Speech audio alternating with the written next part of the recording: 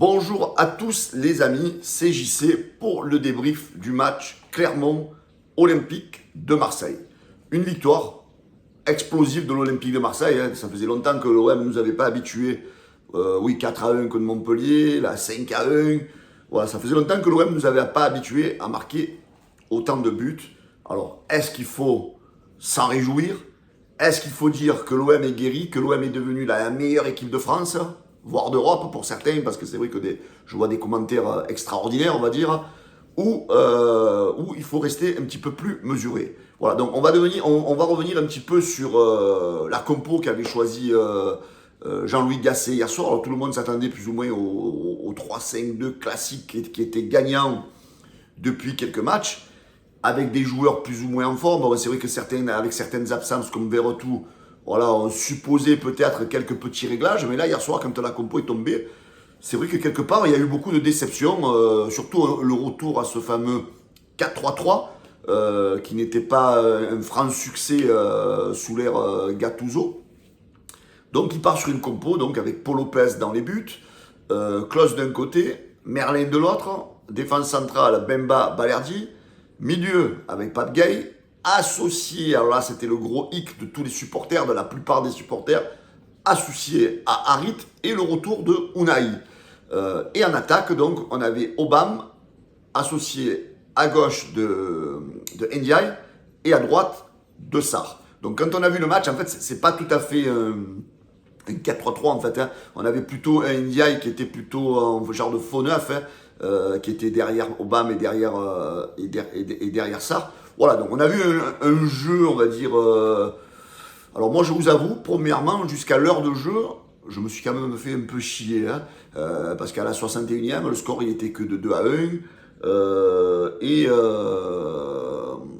Et franchement, je me suis emmerdé. Ouais, on avait des occasions, on dominait l'adversaire, on dominait la lanterne rouge de la Ligue 1. Voilà, le ballon circulait bien. Mais voilà, moi j'ai des joueurs, je suis désolé, qui pour moi ralentissent trop le jeu et ne servent pas à grand chose. On en parlera tout à l'heure au niveau des tops et des flops. Ça sera, bien sûr, c'est Unai et Harit. Pour moi, c'est de l'inexistence. Heureusement que Pape Gueye a fait un très bon match au milieu de terrain. Les stats du match, donc quand on prend les stats en termes de possession sur la durée du match, bien sûr que l'OM a eu la possession face à cette lanterne rouge de Clermont, 56% de possession. En termes de tir au but, voilà, l'OM reste dans cette moyenne depuis l'arrivée de Gasset, on va dire entre 15 et 20 occasions par match. Donc on a frappé 17 fois au but. Là où on s'est amélioré, c'est peut-être sur la précision, parce que sur les 17 frappes qu'on a mis au but, on a cadré 11 fois, chose qui était autour de 6-7 fois par match. Là, on a cadré. Alors, est-ce qu'il travaille la précision des frappes à l'entraînement? On a cadré beaucoup plus de frappes. Et en termes d'accepted goal, sur la globalité du match, Clermont est à 0,74, donc ils ont marqué un but. Et nous, on est à 2,44. Donc, alors, est-ce que le score est un peu dopé? Mais voilà, donc on a vu en fait le véritable changement, on va dire, à partir de la 61e minute, on peut le dire, avec le coaching de Gasset. Donc à la 61e minute, on a Gasset qui sort Unai et qui fait rentrer Onana. On a Pape Gueye qui sort, mais je voudrais quand même signaler le très bon match de Pape Gueye en première mi-temps. Et jusqu'à la 61e minute, il a fait un match, un bon match. Je vais l'agrémenter d'un bon match, Pape Gueye. Il a tenu la baraque du milieu de terrain avec l'association, avec Unai et Harit, qui ne font pas forcément tous les efforts. Donc Pape Gueye a sorti un bon match. Lui aussi a été remplacé donc à la 61e par Kondogbia. Voilà, je pense que avec les sorties de Unai et de Gueye, Gasset a voulu beaucoup plus d'impact au milieu de terrain en faisant rentrer Onana et Kondogbia. Donc tout ça, ça a permis, on va dire, à l'équipe de se densifier au milieu de terrain. Et là, à partir de là, on a une équipe qui a été beaucoup plus solide, qui a laissé moins d'espace à son adversaire. Et donc tout ça se gratifie par un but à la 67e minute de Jonathan Klose. D'ailleurs, un très beau but de Jonathan Klose qui permet à l'OM de faire le break et de mener 3-1. À la 75e minute, encore une vague de changement de la part de notre coach. Il fait rentrer Mumbagna à la place d'Obama, hein, qui était peut-être un peu cramé, qui avait marqué lui aussi le but du 2-1, hein, donc que j'ai oublié de vous dire tout à l'heure. Voilà, donc un joueur qui marque de plus en plus. Aubameyang, voilà, il ne faut pas 40 occasions pour marquer. Donc il a marqué encore son petit but hier soir. Donc il est remplacé par Mumbagna à la 75e minute. On voit aussi la rentrée de Luis Enrique à la place de Ndiaye, qui a quand même fait un très bon match hier soir, hein, dans cette position un peu de faux neuf, un peu libre, donc qui a même percuté, qui a créé quand même quelque chose de créatif dans ce jeu de l'Olympique de Marseille, hein, à l'inverse de Harit, hein, parce que normalement ce rôle-là c'est plutôt un Harit qui devrait l'avoir. Donc Enrique rentre, et là, boum, on a vraiment un gros coaching gagnant, hein, de la part de notre ami Gasset. Enrique, au bout de 5 minutes de jeu, marque le quatrième, au bout de 5 minutes de jeu sur le terrain, il marque le quatrième but de l'Olympique de Marseille, 4-1. Et Mumbagna, donc en fin de match, à la 91e minute, au bout d'un quart d'heure sur le terrain, il marque lui aussi, donc 5-1, donc victoire explosive, éclatante de l'Olympique de Marseille. Il y aura bien sûr la sortie de Harit à la 83e minute, remplacé par un Correa encore fantomatique. Un Correa, bon, qu'on a l'habitude de ne pas voir quand il rentre sur le terrain. Hein. Je sais pas, il faut l'appeler peut-être Casper Correa, je sais pas comment il faut l'appeler, donc c'est un joueur fantomatique. Voilà, moi en ce qui concerne mes tops et mes flops dans ce match, alors Merlin, j'ai envie de le mettre dans les flops parce que voilà, bon, il fait un mauvais dégagement qui va coûter un but à l'Olympique de Marseille, un but sans conséquence, mais c'est un but qui aurait pu peut-être, c'est le but qui permet donc à l'équipe de Clermont d'égaliser, donc ça aurait pu être une erreur dramatique, heureusement une erreur sans conséquence. Bon, pour moi, mes deux flops, c'est d'abord Harit qui a été encore très transparent, Unai très transparent. Voilà, donc je veux bien qu'on donne des chances à ces deux joueurs, mais à un moment donné, faut arrêter. À un moment donné, il faut arrêter. Harit, c'est du transparent à chaque match. Unai, c'est du transparent à chaque match. On va me dire, JC, t'arrêtes, tu focalises sur eux, mais je pense qu'il y a de quoi focaliser, les amis. Hein. Donc j'espère que s'il revient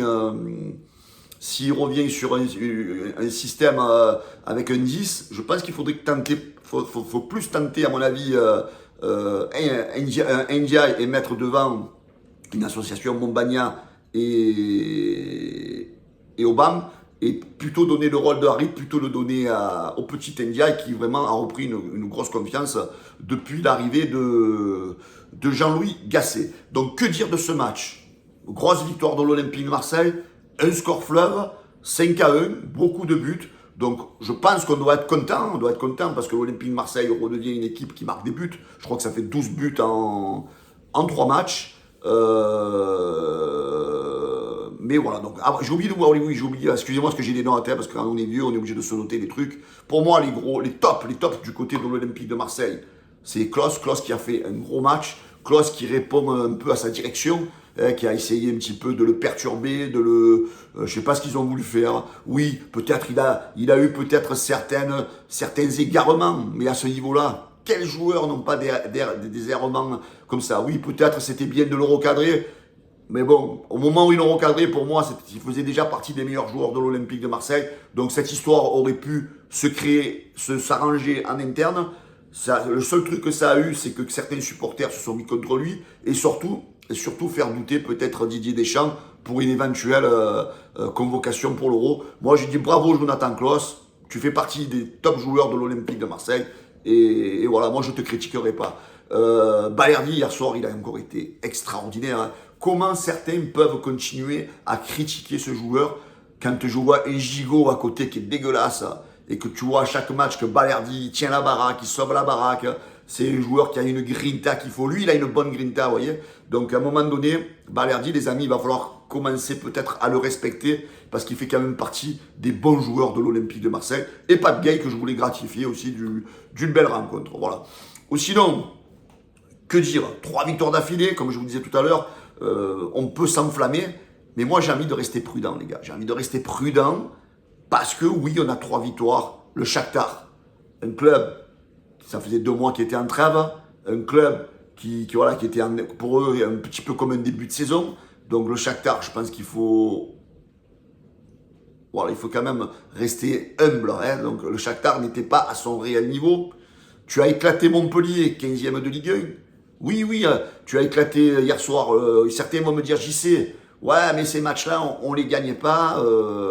Il y a quelques temps, on n'a pas battu Metz, on n'a pas battu si. Oui, oui, je suis d'accord. L'équipe est sur un électrochoc de changement de coach. Je suis d'accord. L'équipe, peut-être que Gasset a su redonner à certains une bonne confiance. D'autres étaient mauvais sur Gattuso, étaient mauvais sous Marcelino et continuent à être mauvais. Hein. Je vais parler encore de Unai et de Harit. Malgré les changements de coach, eux, ils sont toujours mauvais. Je pense que le petit Ndiaye, c'est lui qui a beaucoup plus progressé avec cette arrivée de Gasset. Alors, est-ce que c'est par rapport à la CAN que Gasset connaissait bien ce joueur, qui lui a parlé, qui lui a dit, voilà, il l'a remis en confiance. Et ce joueur-là, c'est peut-être un des seuls qui a eu vraiment un effet positif sur l'arrivée de Gasset. D'ailleurs, tant mieux, hein. Moi le premier, je l'ai critiqué. J'espère qu'il continue dans ce sens-là à nous montrer des gros progrès à chaque match. Mais moi, les gars, j'ai envie de rester quand même, comment dirais-je, prudent. Prudent, parce que comme je vous disais auparavant, nos 3 adversaires, ce ne sont pas non plus des adversaires de haut standing, d'accord?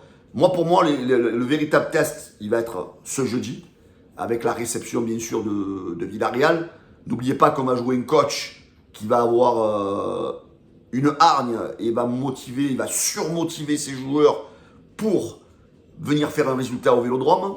Donc là, on va voir un petit peu le véritable état mental de notre équipe pour voir s'ils vont réussir justement à aller de l'avant pour contrer cette hargne que va transmettre le coach espagnol à ses joueurs. Là déjà, si jeudi, on fait un bon résultat contre Villarreal, je vais peut-être commencer à croire à une guérison.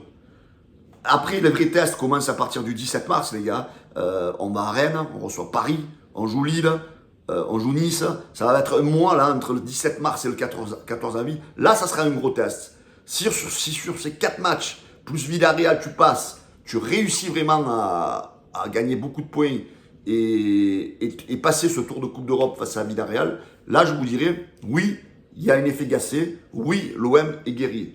Mais quand même, quelque part, j'aurai quand même une rancœur sur certaines choses, parce que je vais me dire, alors soit c'est qu'ils ont voulu réellement faire sauter Gattuso, attention, je ne porte pas mon amour à Gattuso, j'ai jamais dit que c'était le meilleur coach du monde, ou soit, voilà, ils ont tout fait pour boycotter le coach, de ne pas s'adapter à son système, et je veux dire, parce que ils voulaient jouer peut-être sur ce 3-5-2. Bon, là, hier soir, ils ont joué sur un système un peu à la 4-3-3, on va dire. Mais pour moi, ça aurait été plutôt pour carrer Gattuso. Mais en même temps, je pense qu'ils nous auront carré à nous aussi, les supporters. Parce que ils ont mis l'OM dans une situation inconfortable. Si Gattuso ne convenait pas dès le début, je pense que les cadres, ils auraient dû aller voir la direction en disant, voilà, nous, Gattuso, on ne le veut plus. Même le faire comprendre à la limite aux supporters en conférence de presse, en disant, nous, ce coach, il n'est pas... Mais au lieu de faire traîner des choses et de vouloir le faire sauter, il fallait le faire sauter avant. Voilà. Parce que là, pour moi, vous nous aurez pris quand même un peu pour des cons. Voilà. Ça, c'est le sentiment que je vais garder. Parce que peut-être si à la fin de la saison, on finit 6e ou 7e, on va dire, putain les gars, on aurait pu peut-être le faire sauter avant. Mais bon, voilà. Bon, on va rester sur l'instant T. On va être content parce que l'OM se remet à gagner. Mais je suis prudent, voilà, je suis prudent. Les vrais tests vont arriver avec des vrais joueurs en face, avec des équipes qui ont le niveau. Et là, on va voir si vraiment nos joueurs ont rehaussé leur niveau ou pas. Ou c'est parce que peut-être ce n'était qu'un feu de paille sur ces 3 matchs. Les amis, merci de me mettre vos commentaires dans la vidéo, que ce soit sur Facebook ou sur YouTube. N'oubliez pas, vous commentez pas assez pour me dire si j'ai pas trop dit de conneries ou si j'ai dit des choses juste pour vous. De vous abonner, là, les amis, à la chaîne YouTube. Et voilà, et à part ça, je vous dis bonne fin de week-end à tous. Et on se retrouve demain soir, lundi à 20h45 sur le canal Olympien pour le débat olympien. Ciao les gars, bonne journée à tous et allez l'OM, ciao.